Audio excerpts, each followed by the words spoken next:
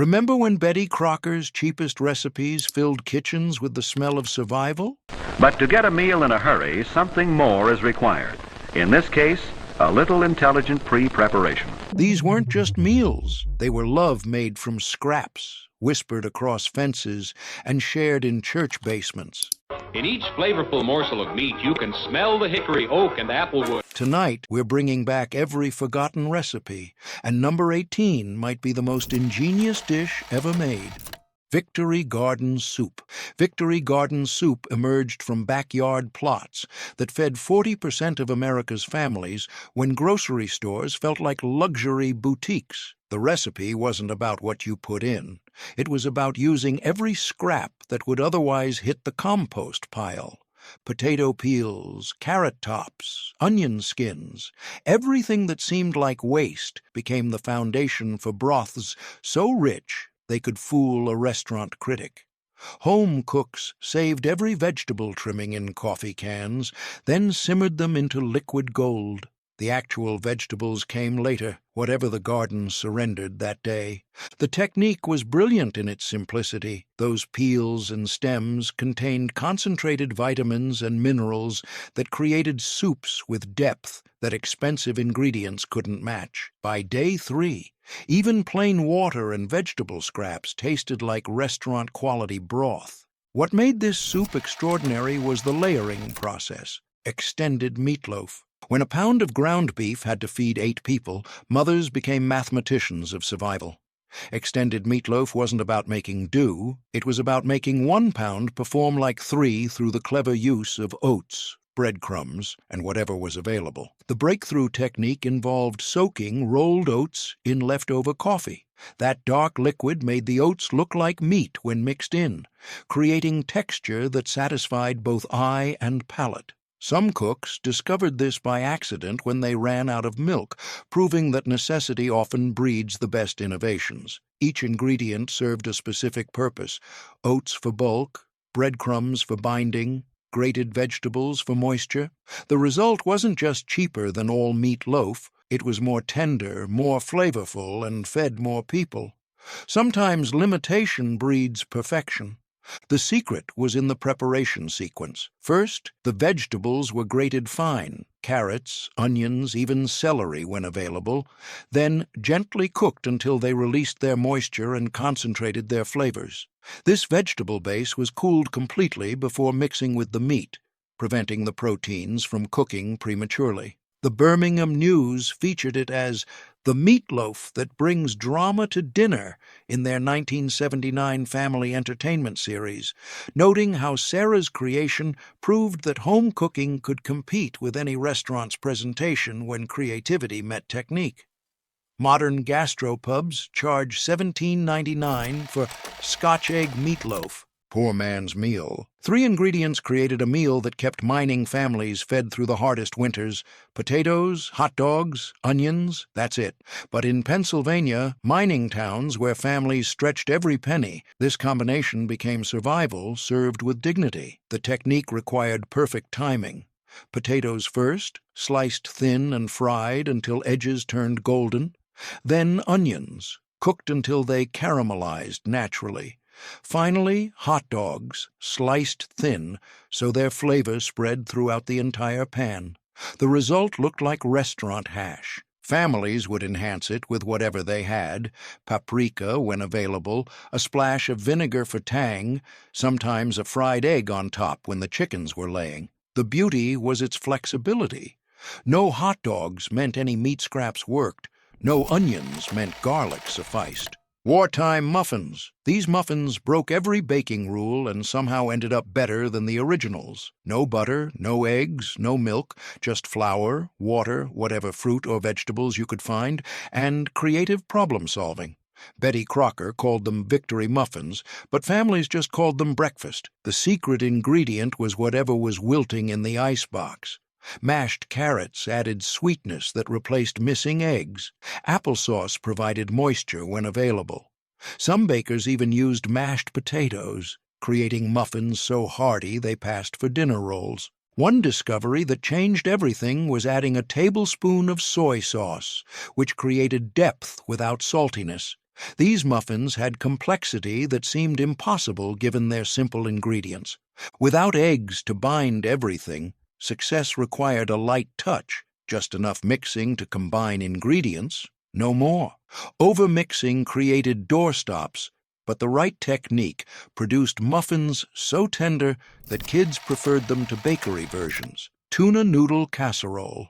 In 1943, when fresh fish vanished from markets and meat required ration stamps, canned tuna became America's reliable protein. But this wasn't just opening a can. This was transforming humble ingredients into something that felt like celebration. The foundation was simple: egg noodles, canned tuna, cream of mushroom soup if you were lucky, whatever vegetables needed using up. But the assembly technique mattered. Cooked noodles on the bottom, flaked tuna scattered throughout, vegetables for color and nutrition, then cream soup mixed with milk to bind everything together. The innovation was in the topping. Crushed potato chips created golden crispiness that contrasted with the creamy interior. Adding frozen peas and herbs from window gardens elevated the dish further. One casserole fed 6 people with leftovers for lunch, but more importantly, it fed hope. When everything felt rationed and restricted, this dish proved abundance could still happen through smart technique. The magic was in the layering and timing. Noodles were cooked just shy of perfect doneness because they'd continue cooking in the oven. The tuna was drained, but not too thoroughly. That precious oil added richness and flavor that the dish desperately needed when butter and cream were scarce. The sauce base started with whatever cream soup was available, but it was enhanced with careful additions. A splash of the pasta cooking water helped thin the sauce to the perfect consistency while adding starch that helped everything bind together. When cream of mushroom soup wasn't available, a simple white sauce made from flour, margarine, and milk worked just as well. Transport yourself to the kitchen of Rose Miller in Cedar Rapids, Iowa, 1958, as she whips up comfort for her bridge club in 20 minutes flat, while the ladies wait in the living room, completely unaware that dinner started with a can opener and a prayer. The secret weapon wasn't just convenience, but the silk-smooth sauce that made everyone forget this was considered poor food during the Depression. Egg noodles, canned tuna, cream of mushroom soup, frozen peas, and buttered breadcrumbs created magic from mundane ingredients that most families already had sitting in their pantries. The technique was pure efficiency in motion. You'd boil the wide egg noodles until just tender, never overcooked, because they'd finish in the oven, drain the tuna gently so it stayed in meaty chunks rather than turning to mush. Bean and macaroni soup. This soup proved you could eat like royalty on a pauper's budget if you understood that building flavors mattered more than expensive ingredients. The foundation started with dried navy beans soaked overnight, but the real transformation began with browning an onion in whatever fat was available. That single step, browning the onion first, created the foundation for flavors that seemed to come from expensive seasonings. The pasta came next, usually broken spaghetti, added at exactly the right moment so it wouldn't turn to mush. A game-changing technique was adding a Parmesan rind, the hard part that cheese shops often discarded.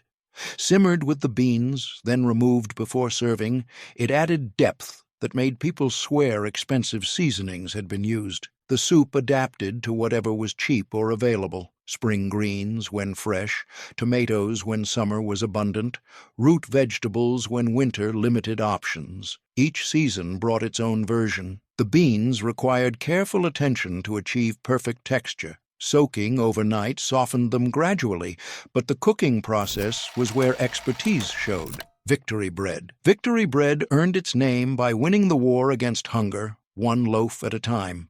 When wheat flour was rationed and yeast was scarce, this recipe taught home bakers how to create bread using substitutes: cornmeal, oat flour, even ground rice, while maintaining the comfort that only fresh bread could provide.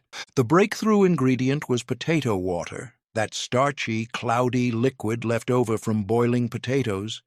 Instead of pouring it down the drain, resourceful bakers discovered it replaced milk perfectly. while adding moisture and creating texture that many preferred to traditional recipes. The kneading process became a form of meditation for wartime families, working dough with their hands, feeling it transform from sticky mess to smooth promise of sustenance. Many found they could work their worries into the dough.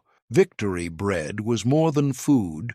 It was proof that home still existed, that normal life could continue when nothing felt normal. The smell told neighborhoods that someone was still creating beauty from whatever remained. The flour substitutions required understanding how different grains behaved. Cornmeal added sweetness and created a slightly denser crumb, while oat flour contributed nutty flavor and helped the bread stay moist longer.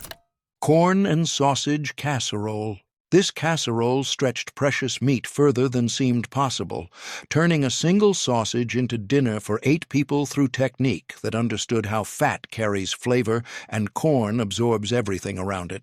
The key was slicing the sausage paper thin, then browning it to release every bit of fat and flavor into the pan.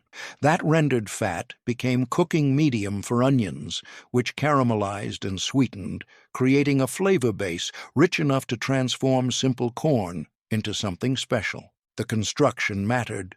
Corn absorbing those rich flavors, sausage and onions scattered throughout, ensuring every bite had protein. A simple batter made from flour, milk, and eggs poured over the top created a cornbread-like crust that baked up golden and substantial. Hash brown casserole. Hash brown casserole transformed the humble potato into something that belonged at fancy dinner parties, proving that technique could make inexpensive ingredients taste expensive. The process started with grated raw potatoes, squeezed dry to remove excess moisture. But the transformation happened when those potatoes mixed with whatever cream soup was available, usually cream of mushrooms stretched with milk, a handful of cheese if families were lucky, onions for flavor, breadcrumbs on top for texture. Using frozen hash browns actually worked better than fresh potatoes. The freezing process broke down cell walls, making them cook more evenly and absorb flavors better, achieving creaminess that seemed impossible given the simple ingredients. The real magic happened in the oven, where the top got golden and crispy while the interior stayed creamy and rich. Each spoonful delivered multiple textures, proving luxury wasn't about expensive ingredients but about taking time and paying attention. The preparation technique was crucial for success.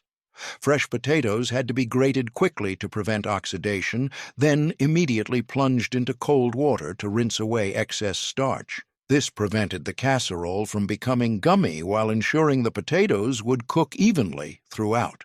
The moisture removal step couldn't be rushed. Creamed chipped beef, known as SOS by soldiers who ate it daily, transformed the cheapest protein into something creamy, rich, and surprisingly satisfying. This wasn't fresh meat, but it was protein when protein was precious.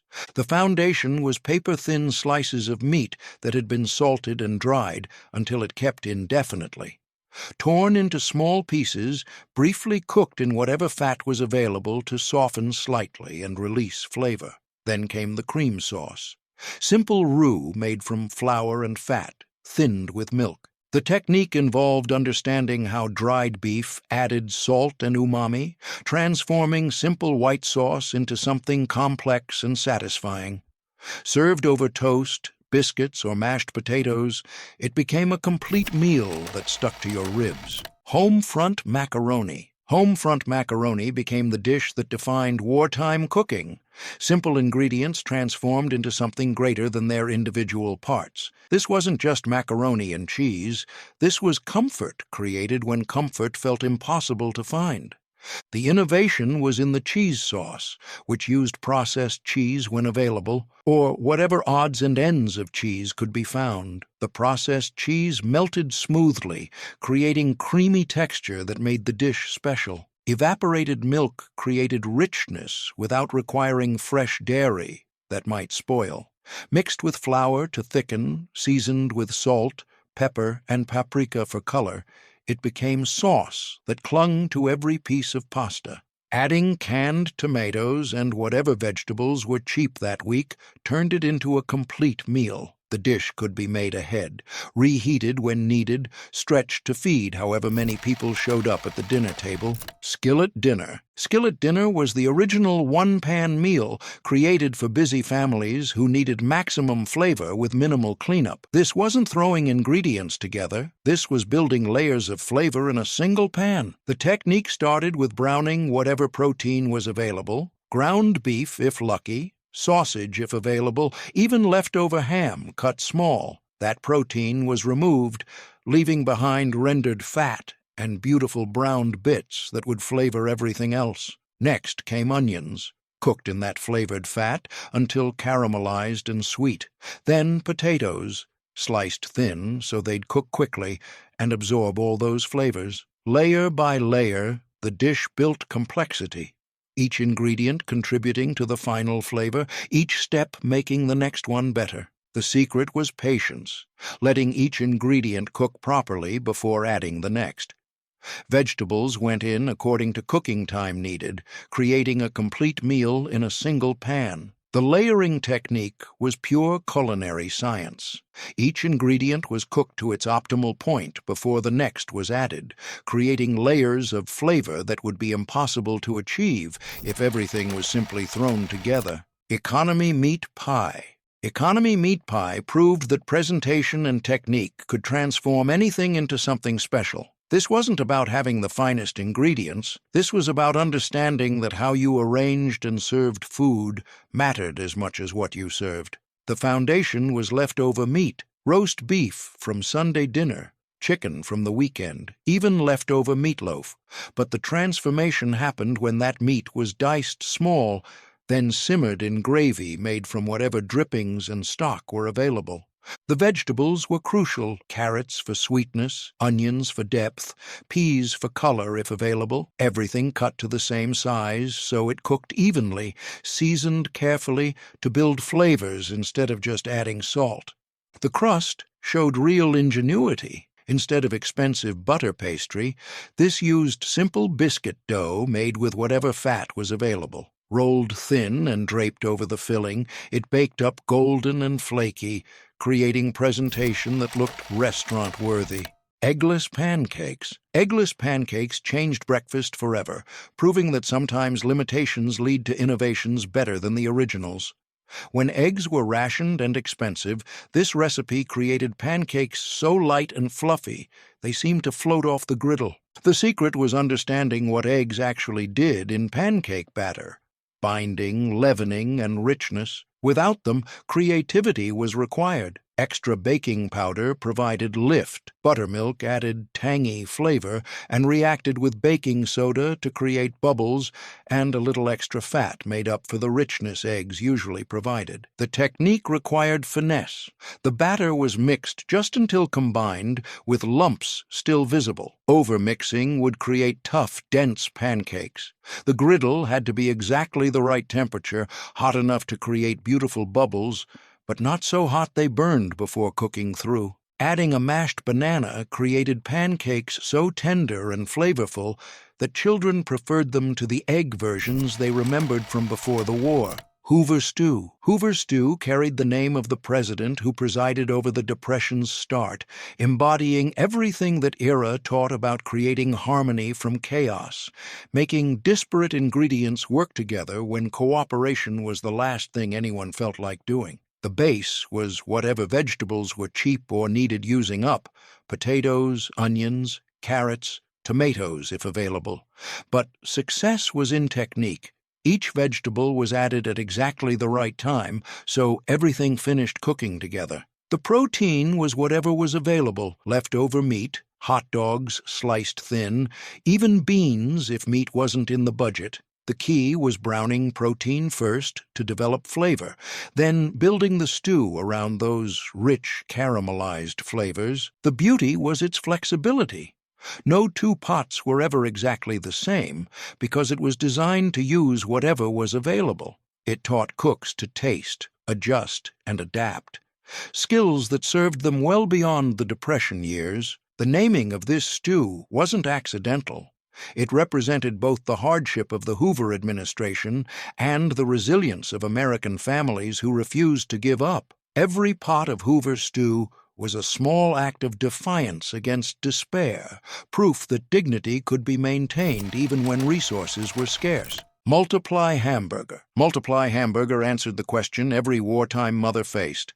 How do you make a quarter-pound of ground beef feed a family of 6? The answer was science, technique, and understanding how flavors worked together to create satisfaction. The secret was in extenders that didn't just bulk up the meat, but actually improved its flavor and texture. Breadcrumbs soaked in milk added moisture and tenderness. Grated vegetables like carrots and onions provided sweetness and complexity. Even leftover mashed potatoes could be worked in. The cooking technique involved forming the mixture into small patties and browning them carefully, developing a crust that locked in flavors. Then they were simmered in whatever sauce was available. Tomato if you had it, gravy if you didn't. Adding Worcestershire sauce and a pinch of sage transformed the Multiply Hamburger into something that tasted like expensive sausage. The technique could be adapted for meatballs, meatloaf, or crumbled into sauces. The art of multiplication required understanding ratios and textures. The meat was the star, but everything else enhanced its presence rather than masking it. Breadcrumbs were soaked in milk until they became a paste-like consistency, then squeezed gently to remove excess liquid. This created a binder that would hold the mixture together while adding moisture that kept the final product tender. Vegetable additions were grated fine to ensure even distribution and quick cooking. Carrots added natural sweetness and a slight orange color that made the mixture look richer. Onions provided depth and umami, while celery contributed a subtle freshness that prevented the dish from becoming too heavy. The seasoning technique was crucial. Salt was added early to help extract proteins from the meat, creating better binding. Pepper, herbs, and other seasonings were mixed in gently to avoid overworking the mixture, which would create tough, dense patties instead of tender, flavorful ones. The cooking method maximized flavor development. The patties were seared first to create a beautiful crust, then finished with gentle braising that kept them moist while allowing the flavors to meld. Fruit cocktail cake. Fruit cocktail cake revolutionized Depression-era baking by proving that canned fruit could create desserts more delicious than anything made with fresh ingredients. This wasn't just making do, this was turning convenience into luxury. The innovation was using the entire can, fruit and syrup together. That sweet syrup replaced expensive sugar while adding moisture that created incredibly tender crumb. The fruit pieces distributed throughout the batter provided bursts of flavor and color that made each bite different. The technique was surprisingly simple. Basic butter cake batter, but with the fruit cocktail and its syrup mixed right in. No complicated preparations, no special equipment, just good ingredients combined with understanding and care. The cake baked up moist and flavorful with texture that seemed to improve with time. It proved that luxury wasn't about expensive ingredients, it was about understanding how flavors work together. Mock chicken. Here's where things get really interesting. Mock chicken wasn't chicken at all. When real poultry was reserved for special occasions and cost more than most families earned in a day, this recipe used scrambled eggs, tomatoes, and onions to create a dish that satisfied like chicken dinner. The technique started with understanding what people missed about chicken: the protein satisfaction, the comfort, the feeling of eating something substantial. Eggs provided the protein, but the transformation happened in preparation.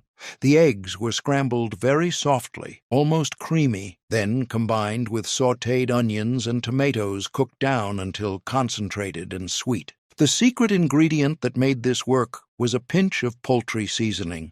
That single addition transformed scrambled eggs into something that genuinely reminded people of chicken, triggering taste memories and satisfaction. The dish was served over rice, noodles, or mashed potatoes, creating a complete meal that cost about 15 cents. but satisfied like Sunday dinner.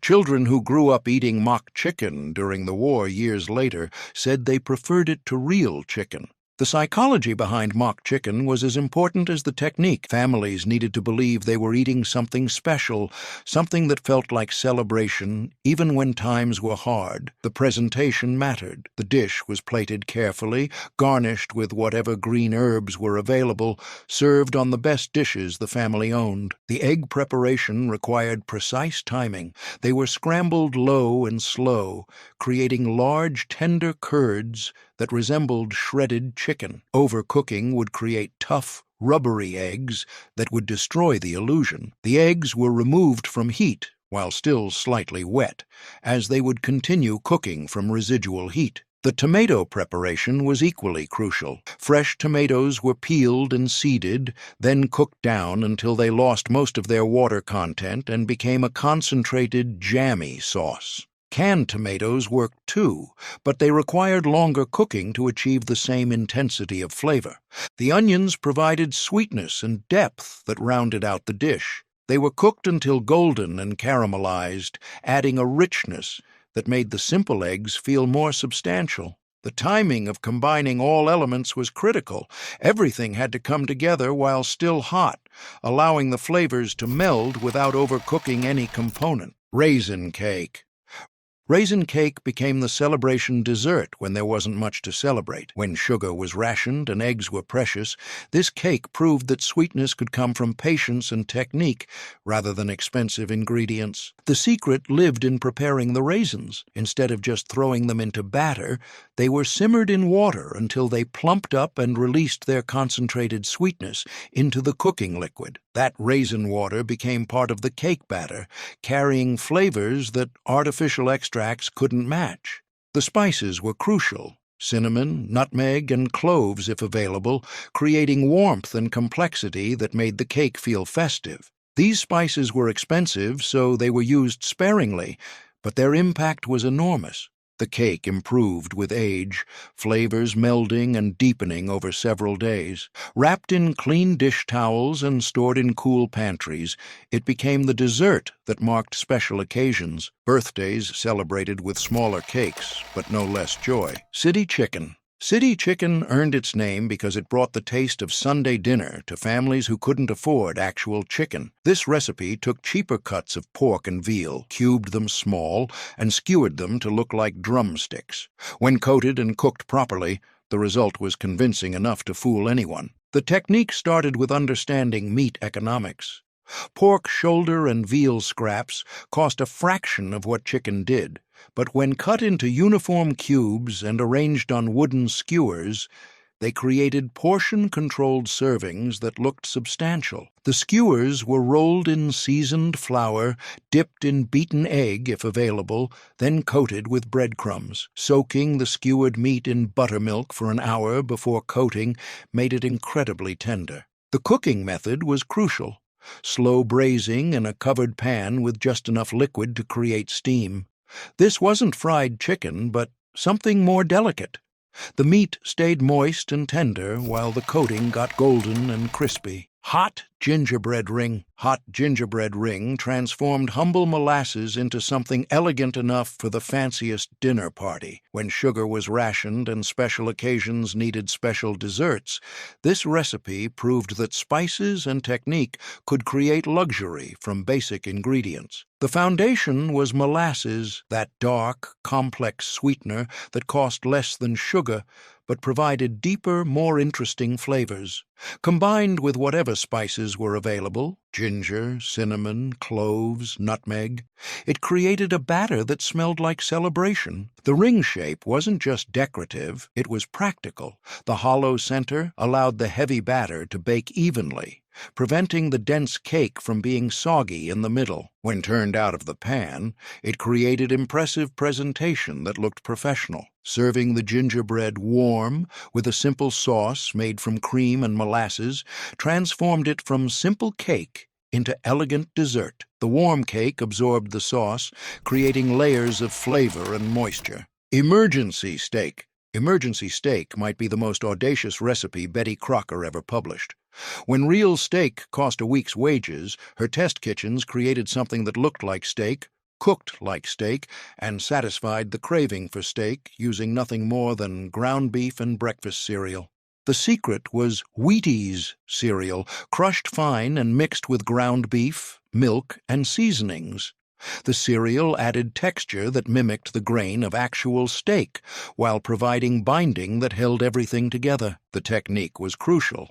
The patties had to be pressed firmly to compact the mixture, then refrigerated to help them hold their shape. They were then pan-fried in whatever fat was available, developing a crust that looked and tasted like seared steak. Adding soy sauce and ginger created umami depth that seemed to come from expensive aging. The dish proved that texture was just as important as flavor in creating satisfaction. The cereal preparation was an art form in itself. Wheaties were crushed between clean dish towels until they reached the perfect consistency, fine enough to bind with the meat, but coarse enough to create texture that resembled muscle fibers. Too fine and the mixture would be mushy.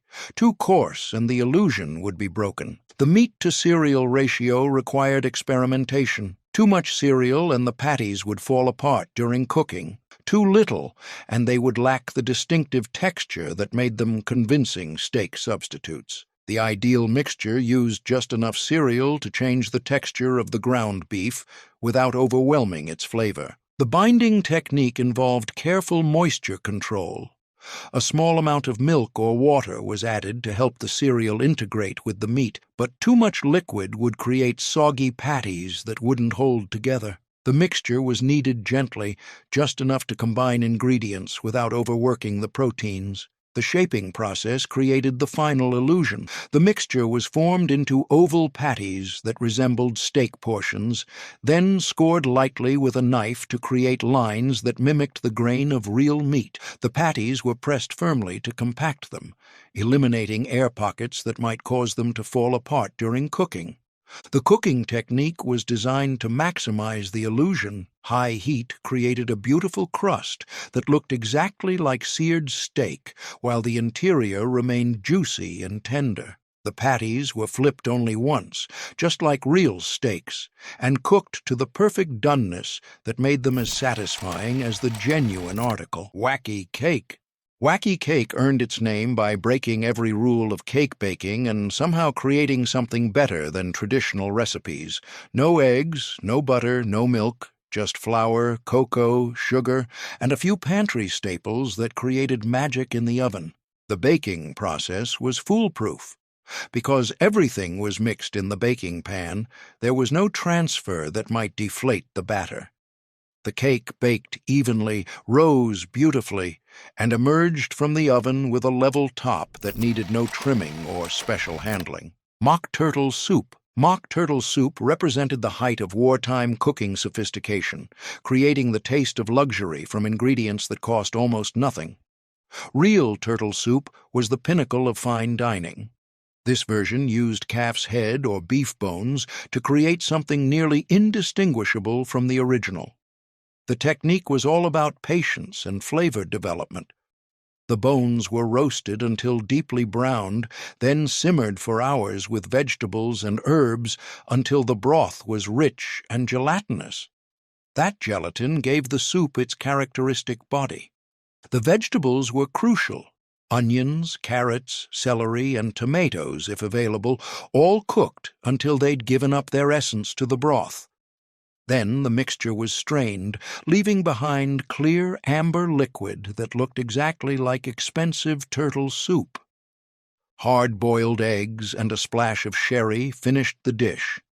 The soup proved that technique could triumph over ingredients, that understanding cooking principles could create results that rivaled the finest professional kitchens.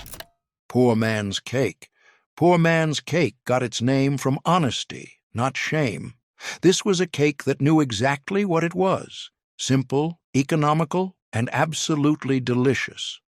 When eggs were rationed and butter was impossible to find, this recipe proved that happiness could still come in cake form.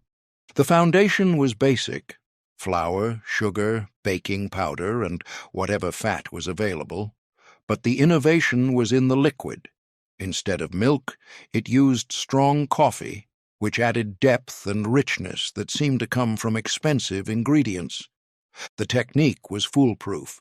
Everything mixed together in one bowl, no creaming butter or separating eggs. Just combine and bake. But the results were anything but simple. The cake had tender crumb and complex flavor that improved with age. The coffee component was genius. Most families had coffee, even if it was chicory stretched or reused grounds, and coffee-enhanced flavors rather than competing with them. The bitter compounds balanced sweetness while adding complexity. The fat substitutions revealed remarkable ingenuity. When butter disappeared from stores, families used whatever was available. Lard created incredibly tender texture, margarine provided familiar richness, and even bacon fat, when strained clear, added subtle smokiness that made the cake uniquely satisfying. Each fat created subtle flavor variations, but the basic technique remained foolproof. The mixing method prevented the dense, heavy texture that plagued many wartime bakes.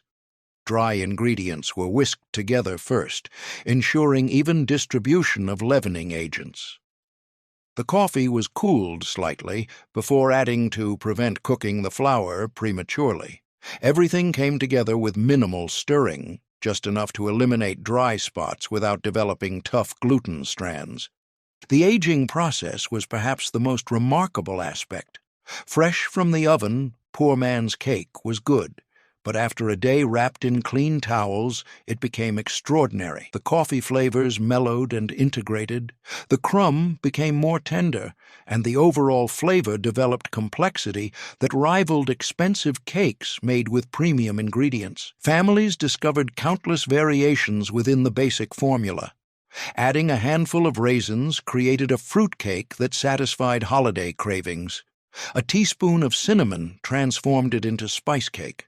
When available, a thin layer of simple glaze made from powdered sugar and coffee turned this humble cake into something worthy of special occasions, proving that dignity and celebration didn't require wealth. Water pie. Water pie sounds impossible until you taste it, and then it sounds like genius.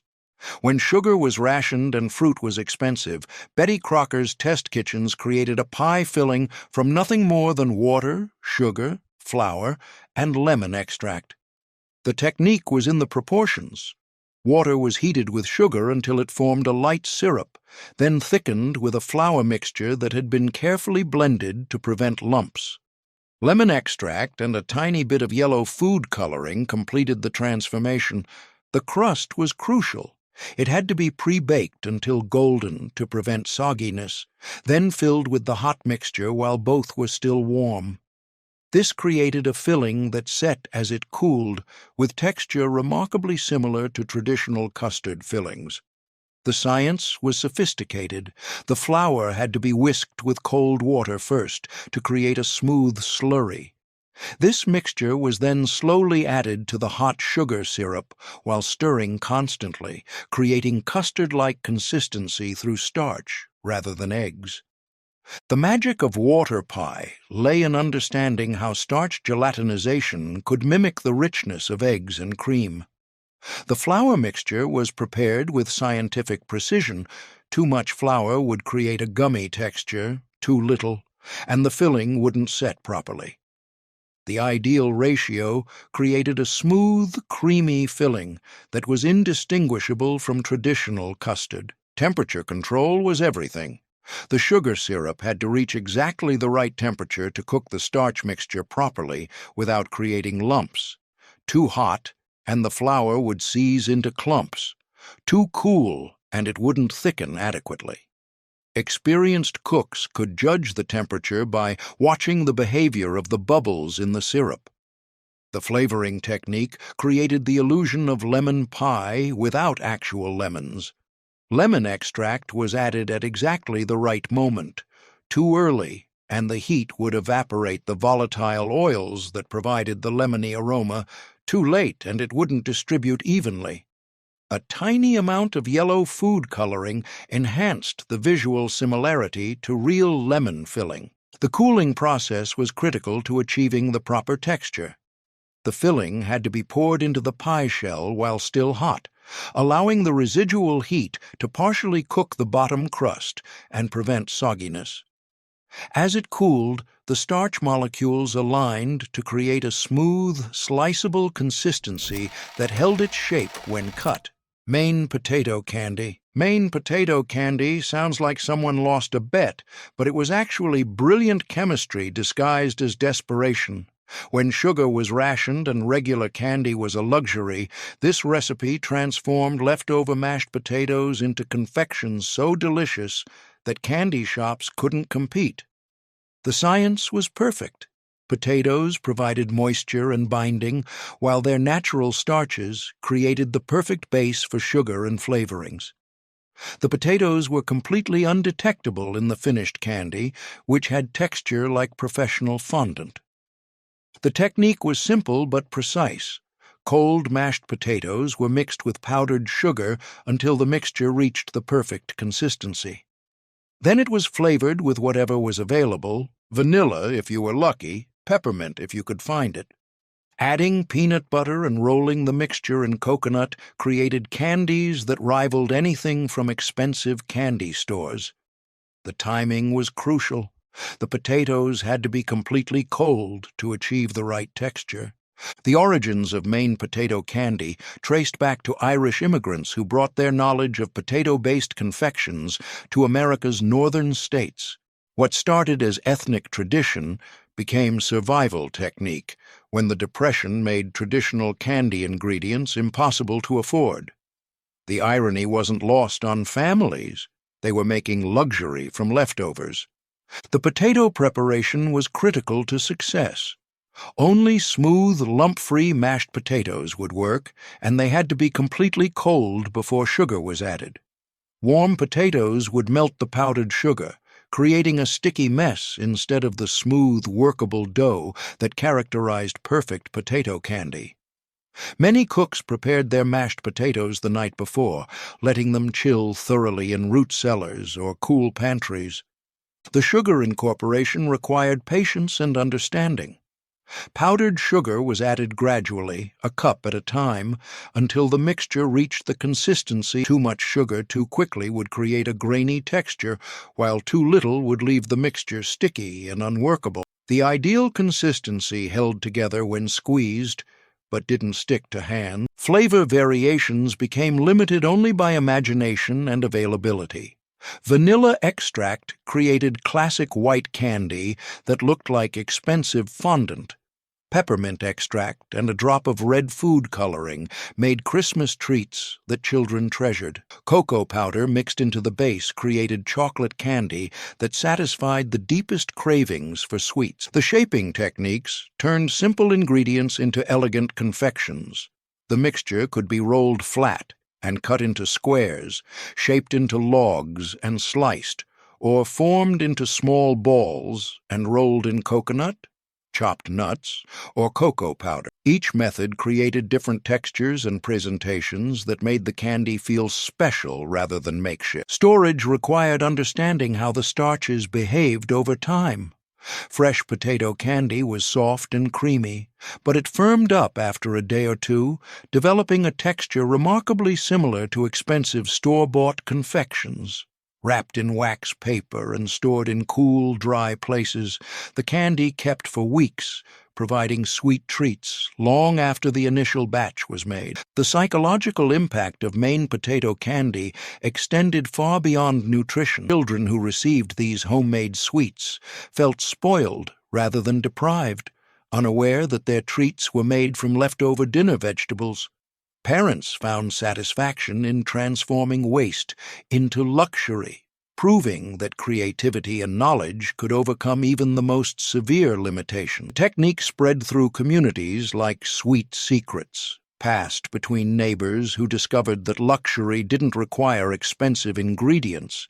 Just understanding how simple components could be transformed through technique and patience into something that brought joy during the darkest times. Vinegar pie. Vinegar pie represents the absolute pinnacle of Depression-era baking innovation, creating something that tasted like lemon meringue pie using ingredients that cost practically nothing. When lemons were impossible to find and eggs were precious, this recipe proved that understanding acid balance could create miracles. The filling used vinegar to provide the tartness that lemons usually supplied, but the proportions had to be exact.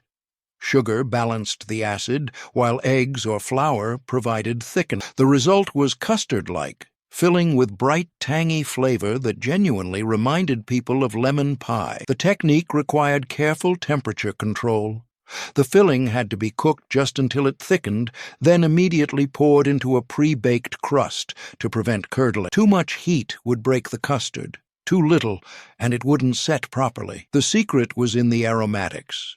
Heating the vinegar gently with a strip of lemon zest when available, or even a few drops of lemon extract, infused the acid with citrus oils that enhanced the illusion. The origins of vinegar pie reached back to pioneer days when lemons were impossible to obtain on the frontier. What began as frontier necessity experienced a renaissance during the Depression, when families rediscovered forgotten wisdom from earlier generations who had faced similar hardships.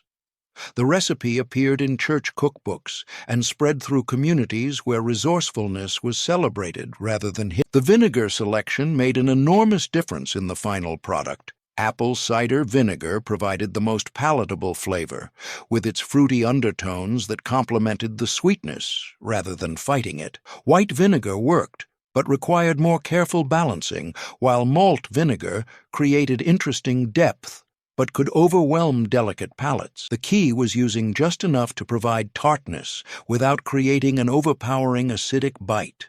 The sugar ratios required precise measurement and careful tasting. Too little sugar and the pie would be mouth-puckeringly sour. Too much, and it would be cloying without the bright tartness that made it special. The ideal balance created a filling that was sweet first, then tart, then sweet again as the flavors developed on the palate. The thickening technique depended on available ingredients. When eggs were plentiful, they created rich custard-like filling with deep golden color. When eggs were scarce, flour or cornstarch provided thickening, though the texture was slightly different, still delicious, but more like traditional fruit pie filling than rich custard. The cooking process required constant attention and gentle heat.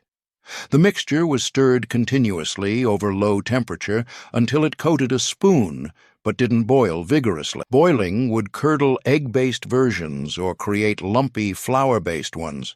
The moment the mixture reached perfect consistency, it was removed from heat and poured immediately into the waiting pie shell. The cooling technique affected both texture and flavor development. The pie was cooled at room temperature until the filling set, then chilled if possible to firm completely. During cooling, the flavors melded and mellowed, creating the complex taste that made people swear they were eating lemon pie, despite knowing no lemons were involved. Meringue topping, when eggs were available, completed the illusion perfectly. The sweet, fluffy clouds balanced the tart filling while providing visual cues that triggered expectations of lemon meringue pie. Without meringue, a simple dusting of cinnamon or nutmeg provided aromatic interest that enhanced the overall experience. The success of vinegar pie proved that flavor was about balance and expectation as much as actual ingredients. When something looked like lemon pie and smelled like lemon pie, people's brains filled in the gaps, creating satisfaction that transcended the humble reality of vinegar, sugar, and pastry. Mock cherry pie. Mock cherry pie used cranberries and a few drops of almond extract to create something virtually indistinguishable from cherry pie when cherries were either unavailable or unaffordable. This wasn't just substitution. This was flavor transformation through understanding and technique. The secret was in preparing the cranberries. They were chopped coarsely, then macerated with sugar and a tiny amount of almond extract. just enough to trigger taste memories of cherries without making the pie taste like almonds. The technique required patience. The cranberries had to be allowed to release their juices slowly, creating natural syrup that bound the filling together. Too much sugar would make it cloying. Too little, and the cranberries would be mouth-puckeringly sour. Adding a handful of raisins created visual interest that made the filling look even more like cherries. The alchemy worked because cranberries and cherries shared similar color compounds and natural acids. The inspiration for mock cherry pie came from understanding botanical relationships. Cranberries and cherries both contained similar anthocyanins, the compounds responsible for their red color, and comparable levels of malic acid that provided tartness. This scientific foundation made the substitution logical rather than desperate, though few home cooks understood the chemistry behind their success. The cranberry preparation required specific techniques to transform their intensely tart flavor into something reminiscent of sweet cherries. Fresh cranberries were chopped to release their juices more quickly, while frozen cranberries were thawed and drained to remove excess water that might make the pie soggy. Each cranberry was cut into pieces roughly the size of cherry halves, maintaining the visual similarity that made the deception convincing. The maceration process was where the transformation truly occurred. Cranberries were mixed with sugar and allowed to sit for at least 30 minutes, during which their natural enzymes broke down cell walls and released juices that dissolved the sugar into syrup. This process concentrated flavors while reducing the harsh tartness that made raw cranberries almost inedible. The almond extract addition was pure genius disguised as accident. Someone discovered that benzaldehyde, the compound that gives almonds their characteristic flavor, was also present in cherry pits, which explained why a tiny amount of almond extract made cranberries taste remarkably like cherries. The dosage was critical. Too little, and the illusion failed. Too much, and the pie tasted like marzipan instead of fruit. The raisin addition served multiple purposes beyond visual appeal. Raisins contributed natural sweetness that balanced cranberry tartness, while their dark color created the color variation found in real cherry pie filling. They also provided textural contrast, soft, chewy raisins against firmer cranberry pieces that mimicked the varied textures of different cherry varieties in traditional pies. The cooking technique required understanding how cranberries behaved under heat. Unlike cherries, which softened gradually, cranberries had tough skins that needed longer cooking to break down completely. The filling was simmered gently until cranberries burst and released their deep red juices, creating the jammy consistency that characterized perfect cherry pie filling. Thickening agents were crucial for achieving proper consistency. Cornstarch or flour was mixed with a small amount of cold water before being stirred into the hot cranberry mixture, preventing lumps while creating the glossy, thick filling that held its shape when the pie was sliced. The thickener also helped suspend the cranberry pieces evenly throughout the filling. The final assembly required timing to prevent soggy crusts. The filling was cooled slightly before being poured into the pie shell, reducing the risk of melting the bottom crust. Vents, cut into the top crust, allowed steam to escape during baking, preventing the filling from becoming watery, while ensuring the crust baked to golden perfection. Mock cherry pie became so convincing that many families preferred it to the real thing, finding the cranberry version more complex and interesting than traditional cherry pie.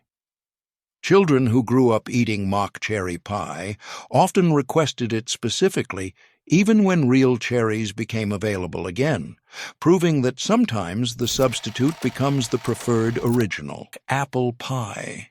Here it is, the most audacious recipe Betty Crocker ever published, the dish that proves American ingenuity could triumph over any shortage.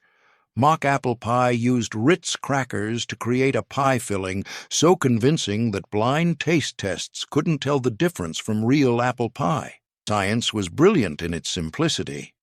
Ritz crackers, when soaked in spiced sugar syrup, absorbed liquid and softened until their texture perfectly mimicked cooked apples. Crackers' subtle saltiness enhanced the sweetness, while lemon juice provided the tartness that made taste buds sing apple pie. Technique was crucial. The crackers had to be broken into irregular pieces, not crumbs, to create the chunky texture of apple slices.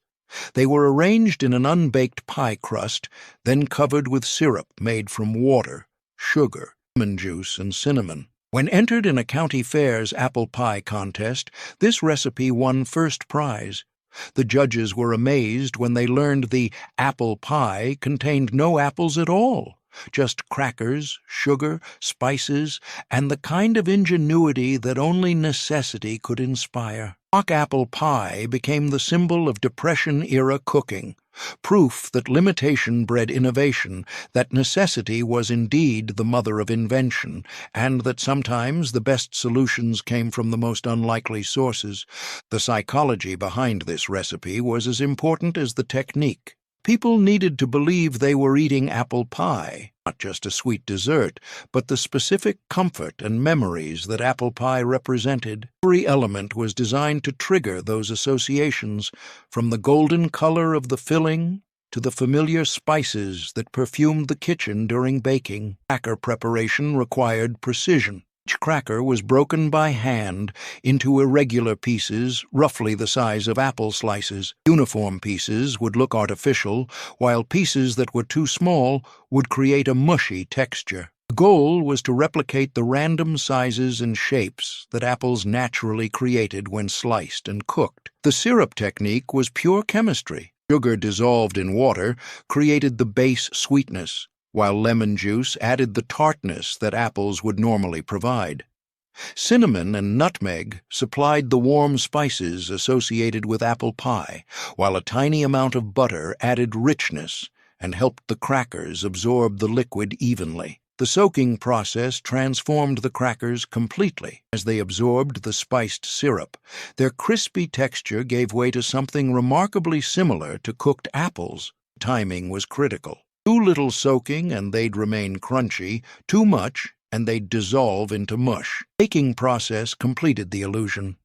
In the oven, the syrup bubbled and caramelized slightly, creating the jammy consistency of apple pie filling.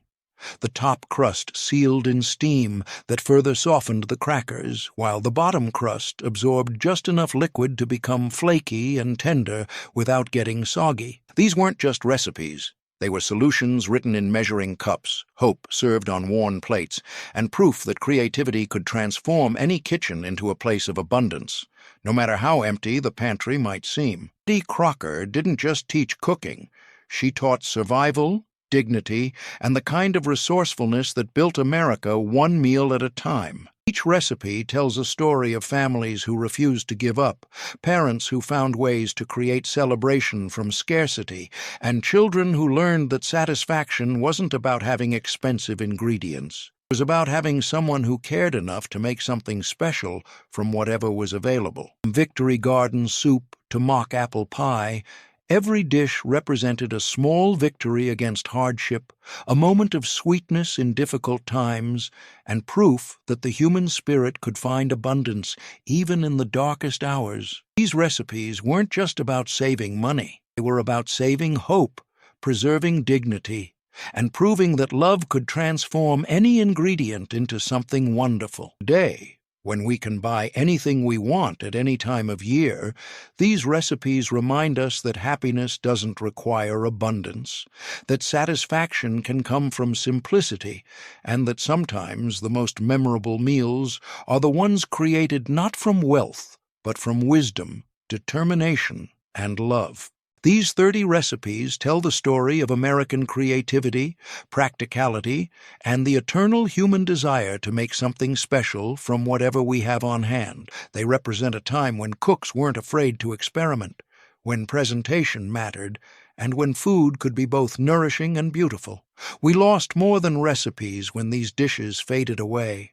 We lost the patient art of molding and timing, the playful spirit that could see potential in any combination, and the understanding that food was a canvas for creativity, not just fuel for our bodies. Maybe it's time to remember that the best traditions aren't always the ones that survived, but the ones that remind us what we're capable of when we approach cooking with curiosity, courage, and just a little bit of whimsy. If this journey through forgotten flavors brought back memories or sparked your curiosity, hit that like button and subscribe for more deep dives into the foods that shaped America. Sometimes the most interesting stories are the ones we almost forgot to tell.